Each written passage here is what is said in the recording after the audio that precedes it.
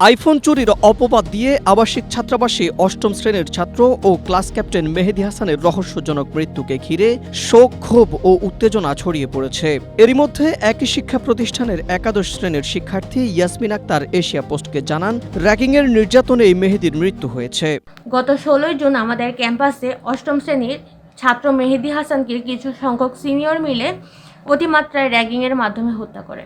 মেহেদী হাসানকে র্যাগিং দেওয়া হচ্ছিল, তখন কলেজের হলের দায়িত্বপ্রাপ্ত শিক্ষকেরা কোথায় ছিল? নিশ্চয়ই তাদের দায়িত্ব পালনে অবহেলার কারণে সিনিয়ররা তাকে র্যাগিং দিতে পেরেছে। এদিকে লক্ষ্মীপুরের রামগঞ্জ উপজেলার ফরিদ আহমেদ ভূঁইয়া একাডেমির শিক্ষার্থী মেহেদী হাসানের মৃত্যুর ঘটনার 4 দিনের বেশি সময় পেরিয়ে গেলেও এখন পর্যন্ত কোনো আসামিকে গ্রেপ্তার করতে পারেনি পুলিশ। এতে ক্ষোভে ফুঁসে উঠেছে এলাকাবাসী। এর আগে বৃহস্পতিবার নিহত মেহেদীর বাবা জিয়াউদ্দিন রামগঞ্জ থানায় অধ্যক্ষ খন্দকার আব্দুল মান্নান সহ 12 জনের নাম উল্লেখ করে একটি হত্যা মামলা দায়ের করেন।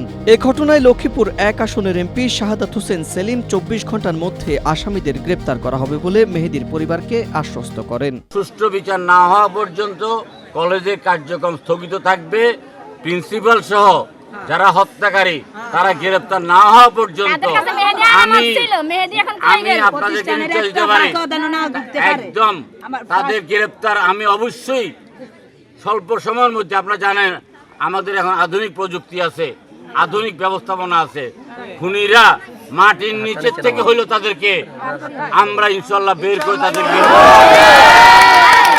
রামগঞ্জ থানার ভারপ্রাপ্ত কর্মকর্তা ফিরোজ উদ্দিন চৌধুরী বলেন, লিখিত এজাহার দায়ের করে এখন মামলা রুজু প্রক্রিয়া দিন। রুজু সাপেক্ষে আমরা পরবর্তী তদন্ত কার্যক্রম পরিচালনা করব। আর ভিকটিমের মৃত্যুর বিষয়ে এটা পোস্টমর্টম রিপোর্ট আসলে মৃত্যুর সঠিক কারণ নির্ণয়। Desk report, Asia post.